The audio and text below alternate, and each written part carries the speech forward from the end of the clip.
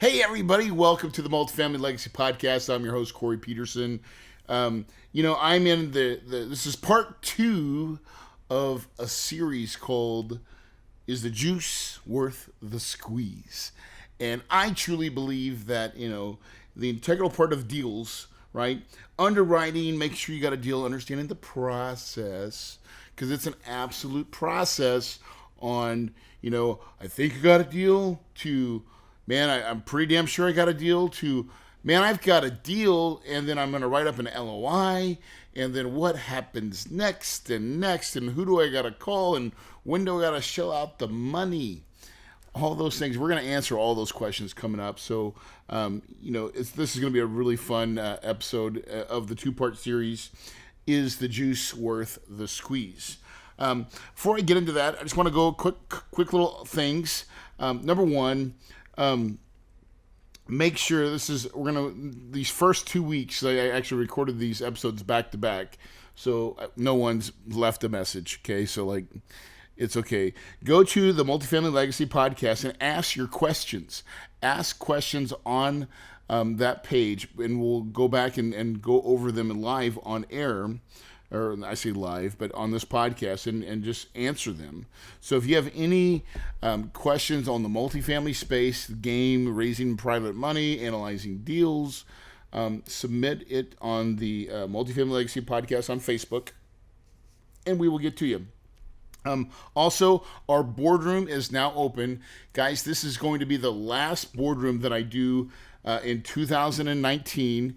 And we're not going to do another event until the end of 2020, so October 2020.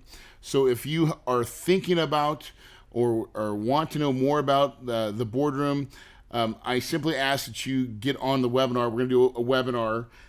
Go to Kahuna HQ, so kahunahq.com to register for that webinar. We're going to talk about the boardroom, what it is, what you should expect, and if it's for you. You can actually shortcut the process and just go ahead and apply if you go to kahunaboardroom.com. But honestly, I would recommend that you go to the webinar.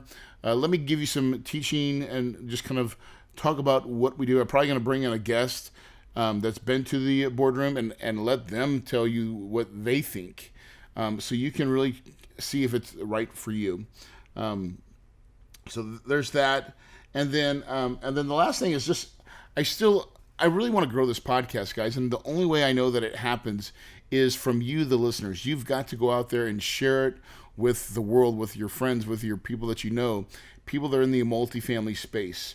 You are doing this. You're doing it now, and I'm greatly appreciative. So I'm just going to keep encouraging you to share this podcast if you find it helpful, because I think there's a lot of people out there that need true guidance, not just fluff, not a bunch of makeup stuff, but how crap really works. And that's what I try to go through. And the reason I can do this, honestly, is I'm a real investor, okay? I buy stuff. I'm not part of an ownership group. People are a part of my ownership group, right? But I'm the guy driving the bus. And so if you're going to listen to a podcast, listen and learn from a guy that's actually driving the bus, right? I mean, it seems like common sense, but sometimes that stuff goes out the door. I don't know why. And honestly, I'm the anti-guru. I don't give a two rats crap about the info business. It's not where I make my money. I make my money doing deals. I've seen this time and time again. I love what I do. I love teaching it this way because, honestly, no one has their thumb on me, and they never will. And that's my life, and that's my legacy that I want to leave to my kids and my family, because the reason I got into this game is because, man, we all read Robert Kiyosaki's Rich Dad, Poor Dad, and Robert never talked about flipping properties or making quick money. He always talked about the long game, that cash flow life. And, that sunsets and palm trees on your terms kind of stuff. And quite frankly, most of us ain't getting it. No one's getting that cash flow. And you should be, because I'm telling you, if you're watching on YouTube right now, rent's due, baby, right? I got my rent's due hat on. I got my cash flow creator swag. What's up? Hey, by the way, if you want some cash flow creator swag. If you will PM me this week for this episode and say you listen to this episode, you'll PM me your address. I'll send you, and your size. I'll send you swag. I'm only going to do it for this 1 week. I'll send you some swag, some sick swag. Okay. So I'm just trying to encourage you guys to be part of the team here. Okay. That's a long intro. It's like 5 minutes for crap.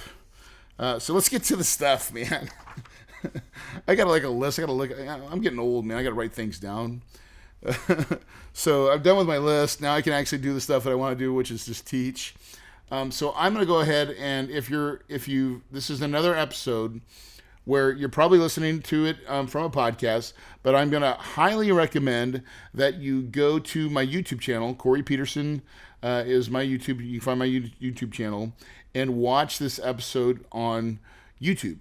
And the reason for it is because I'm going to use an infographic that will help drive home the points I'm going to make that I think you'll find really encouraging, and it'll help cement what we're talking about. So I'm going to go through the process of like, how do you get a deal, and what happens from the process of, man, I think I got a deal that pencils. And so last week, if you missed it, you got to go back to last episode. So if this is your first episode, you got to go back and listen to the last week's episode on, is the juice worth a squeeze? Because we went through the whole process of, from a deal to contract. I'm going to do the same thing again, but now I'm going to do it in a different way of saying, here's the stuff you got to do. Because you understood the concept last week. Now I'm going to say, here's who you're going to have to call, what you're going to have to do, how you're going to have to get involved to move the needle. Because there is lots of things that go on between initial, hey, I think I got a deal, to the closing table. So buckle up, buttercup, because Kansas is going to go bye-bye. All right, so we have a deal that pencils. Now we have to say, it's going to merit a site visit. Okay. We talked last week about what happens at the site visit, so I'm not going to revisit that. But I want to talk about what you're going to have to do. So if you're looking at my YouTube, you see a little red dot. A little red dot means we're going to spend money. Okay. And what we're going to spend money on is, when you're going to do a site visit, it's the flights, the hotel, and your time. And so now it all depends what you value your time, because you can make this really expensive. But at the very least, it's going to cost you about $1,500. I mean, that's with a flight, meals, and your time. And that it could be a little cheaper, right? It could be a little cheaper, but that's typically what it costs. Or if you send somebody, because a lot of times, as you start getting, in the beginning, you're going to do all this stuff yourself. Okay, you just have to. It's what it is. But, when you get seasoned a little bit, like I am, I'm not going to go do a site visit. I'm going to send somebody. I only like to go to the property, honestly, when we're doing due diligence. And I only like to be there for like 5 hours, because I get lazy. I mean, I get lazy really quick. I hate being away from my family. I really do. And so my job truly is to understand the asset. After being there for about 4 or 5 hours and understanding, and I know the numbers, and then I see the site, and we've already gotten full reports from other people when I'm doing that due diligence phase. That's all I need. But for you guys, when you're new, and just like when I was new, I went to the site visit. Now, why is it important to do a site visit before you put an LOI?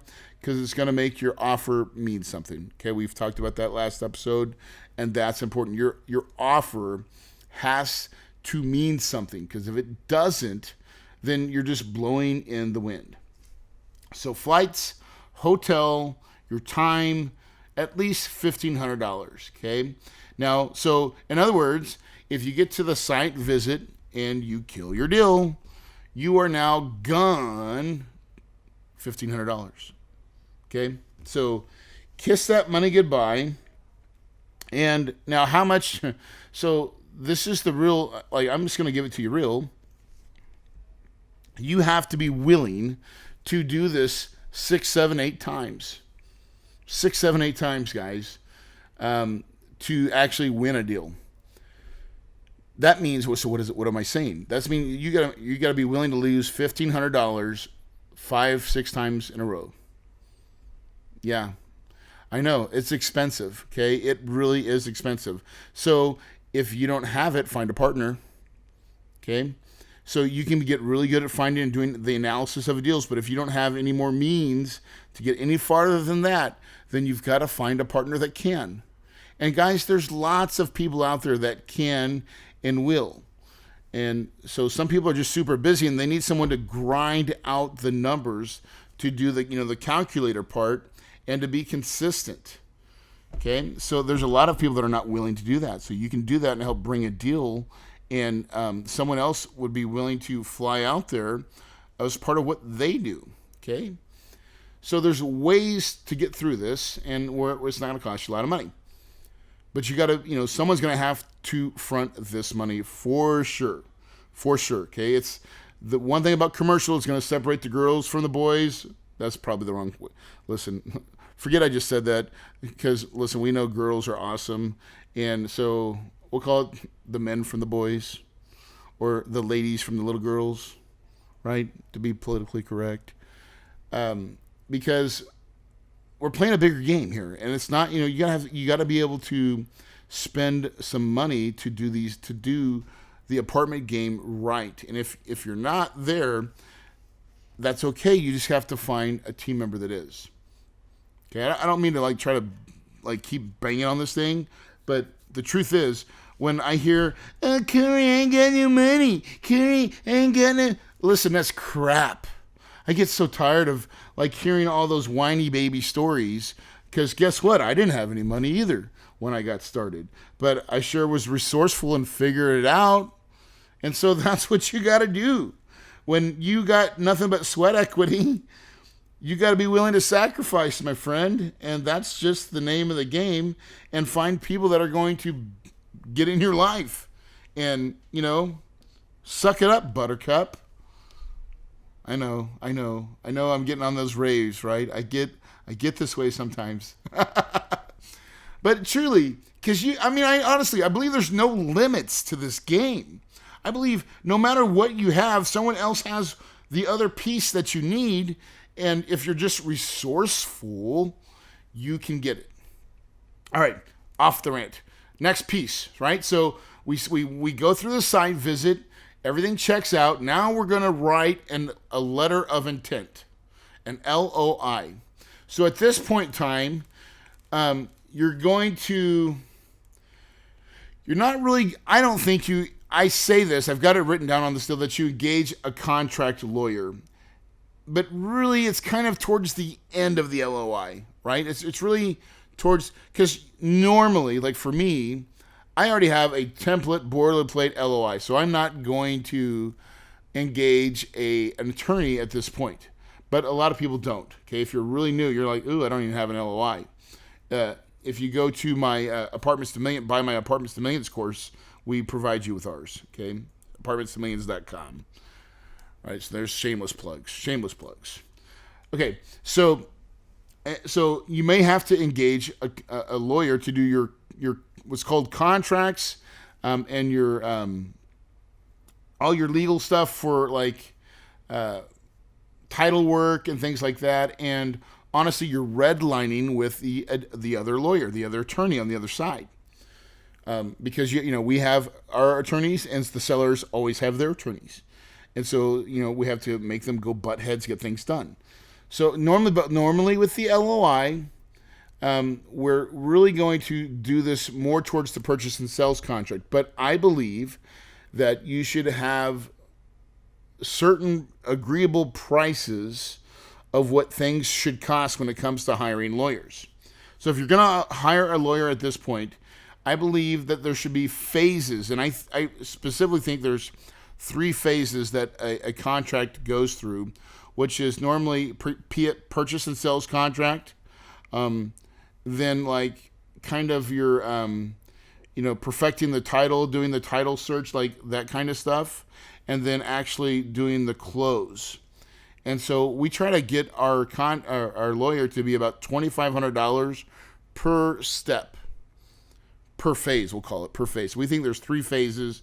So we're trying to spend about $7,500 every time we close a deal on legal, all right, for our legal, to do redlining, to do purchase and sales agreements, to negotiate on our behalf, to go through the title process with the title companies, to look at the understand the surveys, and really to kind of be our liaison through the whole process.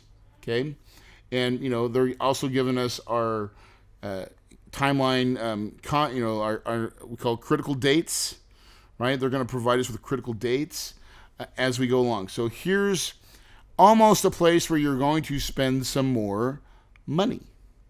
Now, I think it happens not at the LOI. I put it here because I think for newer people, you might be hiring an attorney at this point in time to do your contracts. But truly, you should just submit an LOI, right? It should be a boilerplate LOI. There's lots of them out there. Submit it and negotiate with the other side to get where you actually win a deal. Now, once you have an LOI accepted, right? Let's say they say yes at the LOI, right? So at the end, like when they say yes to an LOI and they've agreed to it, now you're absolutely going to engage your lender, okay? Because they've got to now write the purchase and sales contract because that's what they're going to do. So it's really towards, once you get a signed LOI, now you're going to engage your lawyer. You're also going to be alerting your management company when you get a signed LOI. Here's what you're going to do. You're going to do these 3 things. A, you're calling your lender, you're calling whoever does your loans and saying, "Hey, Matt, I got a signed LOI. I think we got one. I think we're going to catch a fish." Right? And here's the size of the fish. Here's the deal. Here's how we've underwritten it. You're usually going to send your lender what's called the OM, the offering memorandum, and say, here's the deal. That's what he's going to really need in the beginning. And then he'll also want the current rent roll, right? Or lease up. So you're going to send him the OM and a current rent roll if you can. You may not have the rent roll yet because you're still under an LOI. You're not under a purchase and sales agreement. You're going to, of course, alert your lawyer. You're going to engage a lawyer to write your PSA once you have a signed contract. Normally, we give from LOI to purchase and sales contract. Okay, that usually takes 2 to 3 weeks to actually go the whole process. But once we have a signed LOI, in our LOI, I think we have like 7 business days to deliver our first version of our purchase and sales contract. And typically, so from that point, it takes a week just to get it delivered to the seller's attorney because our attorney has to draft it up. And dude, you got to remember you're working with lawyers. So there's nothing that happens quickly. It's just the way it is.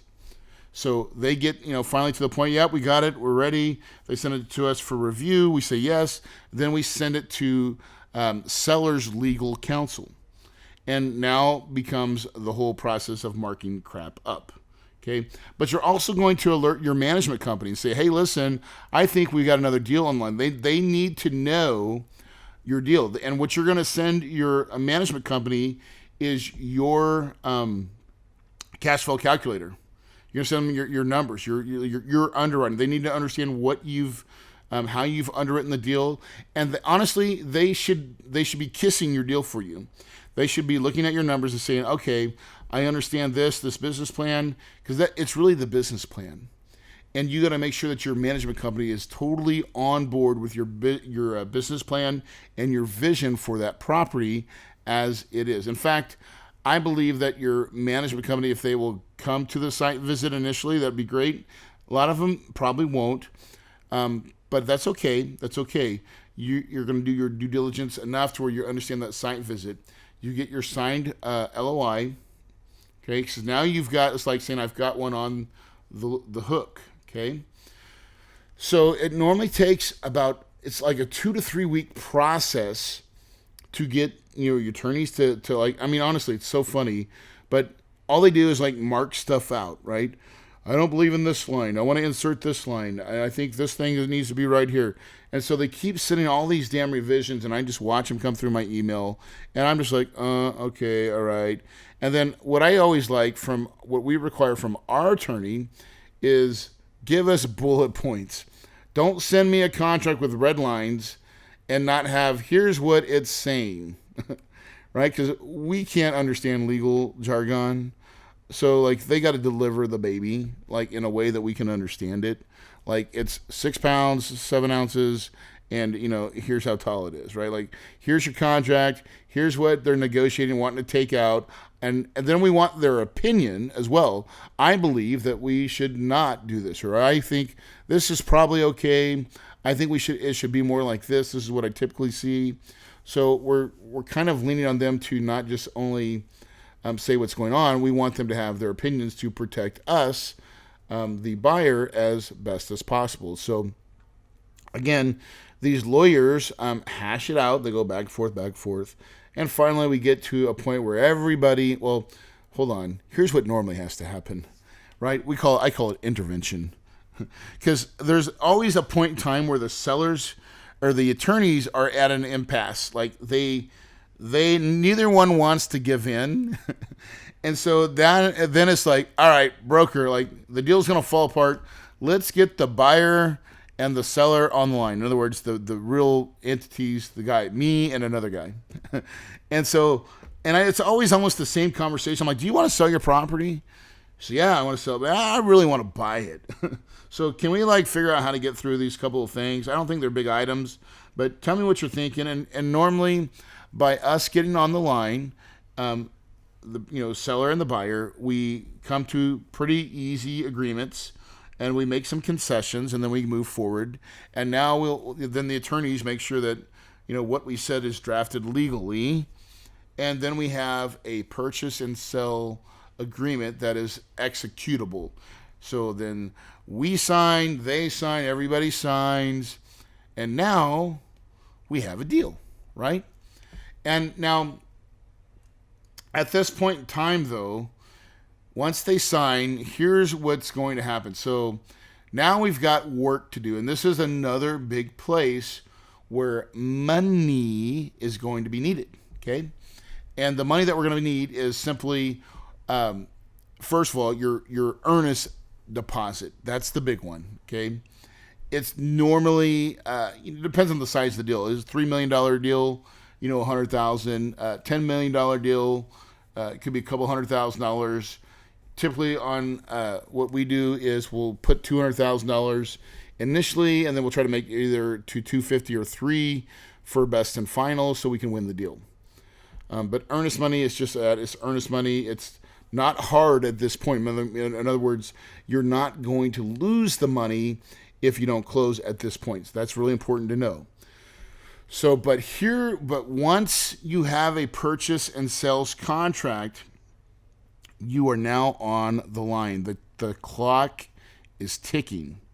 And dude, at this point, once you get a signed contract, it's kind of like, for a moment there, you almost have a deer in the headlights feeling like, oh crap, what do I do now? Because it's clicking, man. It's ticking, and you got to get stuff done, okay?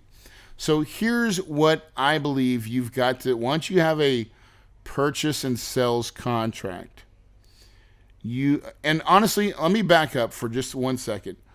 When I have an LOI, an accepted LOI, and I believe that my LOI is we're going to go to a purchase, that 2 to 3 week process, I'm already building what I call my marketing packet. My marketing, or my pitch deck, is what a lot of people call it. Pitch deck. I call it marketing packet of my deal. I want to start having, because the reason for that is because once you have your purchase and sales contract, you're now going to deposit earnest money. I'm going to call my attorney, Mauricio Raul. I wish I could say his last name better, but I can't. But I just call him Mauricio.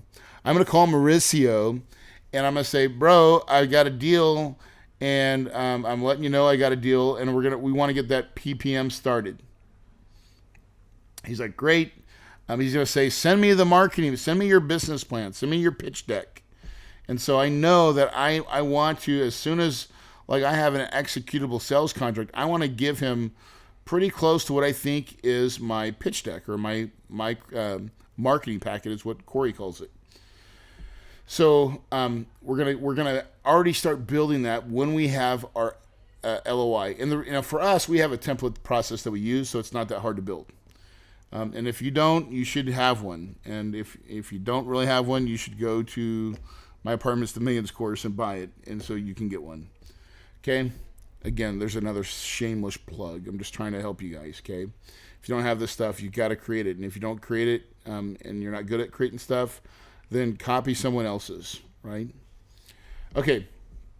There's a thing called Fiverr. They can do stuff all day long for cheap. So now your PPM lawyer will normally also create your LLCs, because I'm going to start getting my LLCs created at this moment in time once I have a real deal. I want to start, because I want to have my bank accounts opened. I want to be able to, once I get my PPM done, because the PPM is going to take about 2 to 3 weeks to complete. Normally. It's going to take 2 to 3 weeks for your attorney to get all the stuff done and for you to have everything nice and neat, to get an approval to have a true document that, and by the way, you're going to spend some money. Well, how much money are you going to spend for a PPM? The average, I think, is around $15,000. Okay, so you can expect to spend about $15,000 on a PPM. A lot of attorneys will make you pay half up front and then half when you close. Some people just want it all up front, and then they have a breakup clause that if you don't do your deal, they'll credit you on your next deal. Okay, that's typically, I see a lot of that happen a lot. Okay, and typically your PPM, your attorneys will help create the LLCs needed to for the new purchase. So they're going to do that. I'm also at this point, I'm calling my lender and saying, hey man, we got a deal.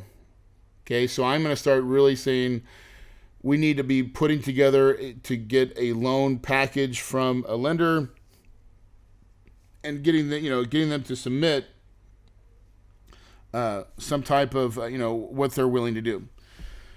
And so we're going to start asking for that. And what your lender he's probably going to need some more financials. And so we typically will put our lender in touch with our management company and the seller, the broker of the property, because we want to make sure that he gets everything, all the information that he needs to get our loan going. Okay, so we're now we're starting to quarterback here. We're quarterbacking a lot, and we're getting everybody involved that needs to be in the deal. So I'm also going to be calling my insurance guy and say, hey, listen, I need to get some real formal quotes now on our insurance. I normally won't get the insurance person involved until I have a purchase and sales contract. I'll ask them about tentatively when I'm in my LOI, really at the site when I have a deal, I'm going to ask them for what do you think the price per door is for this city and this zip code, right? So I can make sure my cash flow calculator is correct. But I'm not going to get involved any more than that until I get to my purchase and sales contract. Then I'm going to say, listen, I need a firm up quotes. I need real quotes that we can use for closing. And so they're going to start going to work. And then once I get my LLCs created, this kind of happens within a couple week process, right? We're going to open up bank accounts. Now, for me, that's what we know. When we open up bank accounts, we open up 5 bank accounts. So why 5 and what are they used for? The first one is for an operation account. That's where we are general operations. The second one is for an owner distribution account. We want to have a separate account for owner distributions, for our investor distributions. Why? Because anytime monthly, we want to take money out of operations and we want to move it into whatever the minimum requirement is to set aside for my investors. We want to sweep that from the account every month so no one thinks that they can go spend it. Because what's not in the operations account doesn't get spent. It's very important to make sure that we understand that. So we keep that money separate, and we like to get it out. Then we have, your earnest monies, or not your deposits for earnest deposit or deposits for the property. Then we have our self escrow items, a self escrow account. So anytime we have to do our own escrow for insurance or for taxes or for anything that we have to escrow money for internally, we'll make sure we have that account set up. And then the last one is for CapEx. All right, so for any expenditures that we've set aside and budgeted for, hey, this money is set aside to fix stuff at the property. We want to keep that out of the operation budget as well. And so when we have a bill that's for a CapEx project, that, and we're going to present it, we'll just take exactly the amount of money out of our CapEx, put it in the operations, and pay from operations. That's how we do it every time. Hopefully that's really helpful for you guys, because I think that I see a lot of people get in the weeds there on that, typical process. And so, why 5 bank accounts? Well, it's kind of like, if it's not in the main account, then it doesn't get spent. And that's a good rule to live by. All right, so after that, so now we have our purchase and sales contract. We're spending money. Now we're going to go into due diligence, okay? And typically due diligence starts usually about a week to 2 weeks after the purchase and sales agreement is signed. Usually about a week and a half. We want to get there as soon as possible, as long as we have enough time to get subs and stuff over to the property. And so it's usually a week and a half, maybe 2 weeks at the latest, to do the on-site due diligence. And in that, we're going to do a financial audit, physical audit of the property. We're also now going to probably spend more money at this point in time. So, because to do the due diligence, it's typically between $10,000 to $15,000 to do a true deep dive due diligence. I've seen it done for a little cheaper, but sometimes if you do it cheap, you get screwed. And you owe it to your investors to make sure that you know all the numbers. You just got to know all the numbers on these deals. You'll thank yourself once you do it right. Then here's the next thing, is your loan application. So once you've gotten the right loan product out there and you've agreed that here's the right takeout and you've worked with your lender on all the different options, you're now going to have to apply for your loan. Well, that could typically be between $20,000 if it's Freddie Fannie product, up to, if it's a CMBS loan or like a bridge to perm, it could be like $65,000 up front.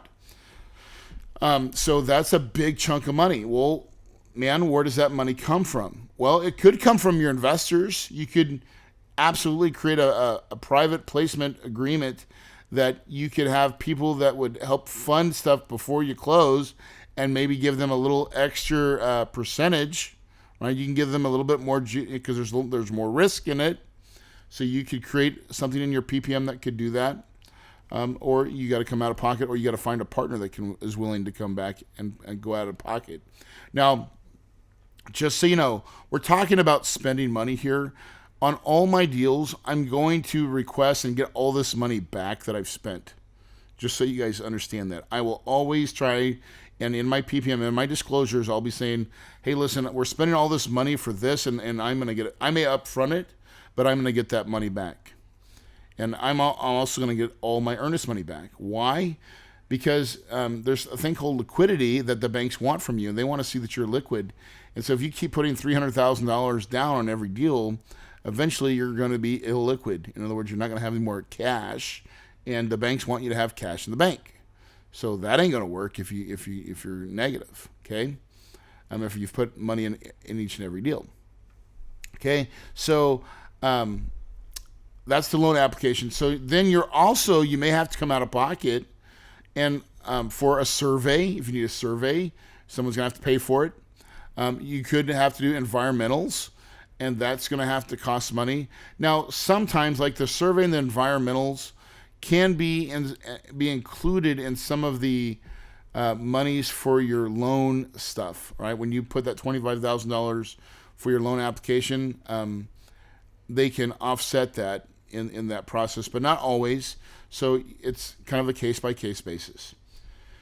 So now we're done with due diligence, and you're going to say, "Yep, okay." Here's what's going to happen next.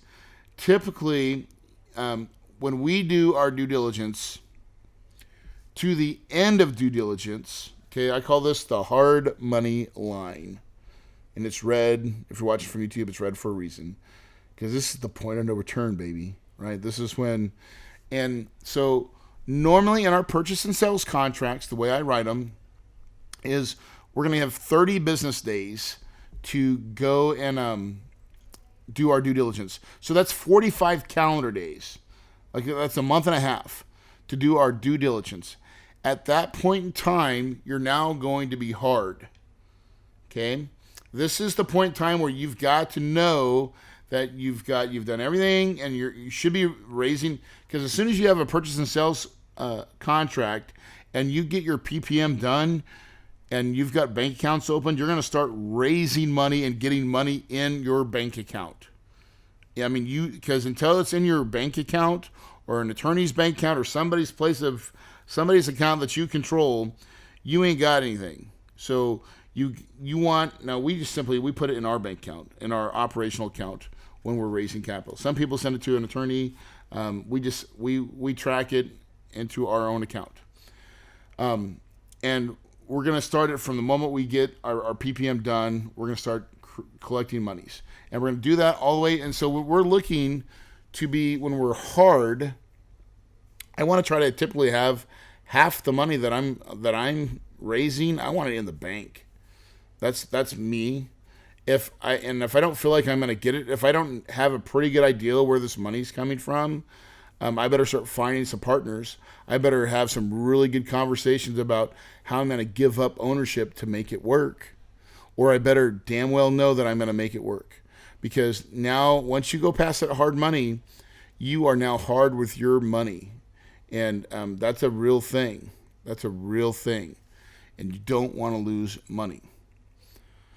So we get past the hard money line, and we're going through the deal.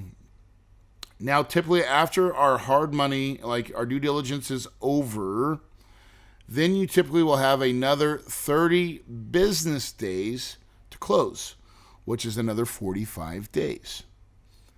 And so that's 90 days from start to finish, 3 months to close an apartment deal. That's a decent amount of time, right? Now, you've got to do things quick, though. You can't screw it up. You can't drag your feet. That's why you've got to alert everybody, get people going. You are truly the delegator at this point in time. And by the way, you should be working hand in hand now when you're in that due diligence phase. Honestly, that's usually done by your management company, because they've got to build the leases. They've got to build their packet to actually take over. There are also, most of your times, your management companies are going to help you assimilate all the utilities, making sure you have, our attorneys, like usually Mauricio, will help make sure that we have all the rights to do business in that state, right? We want to make sure that we have DBAs and everything set up, because usually our property that we own is not the same name as our LLCs, so we got to make sure we have DBAs set up. We just got to make sure we have all the legal things so we can do business in that state. And typically, your PPM lawyer will help you get all that done. And then our management company helps us with it as well. There's an incorporation checklist, and it's a very detailed checklist of getting all the things. And honestly, most management companies are going to have this process for you. They're used to taking over properties. It's a very intense process, and it's one that you typically don't want to do all by yourself. So that 30 business days is another 45 calendar days. And then, your job at this point is just keep raising money, raise money, get money in the deal. Get money in the deal until you get to a point where you're ready to close.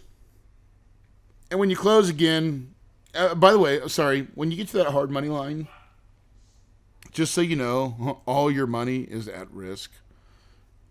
All the money you've spent up to this time is, you're not going to get anything back unless you close and you raise all your money.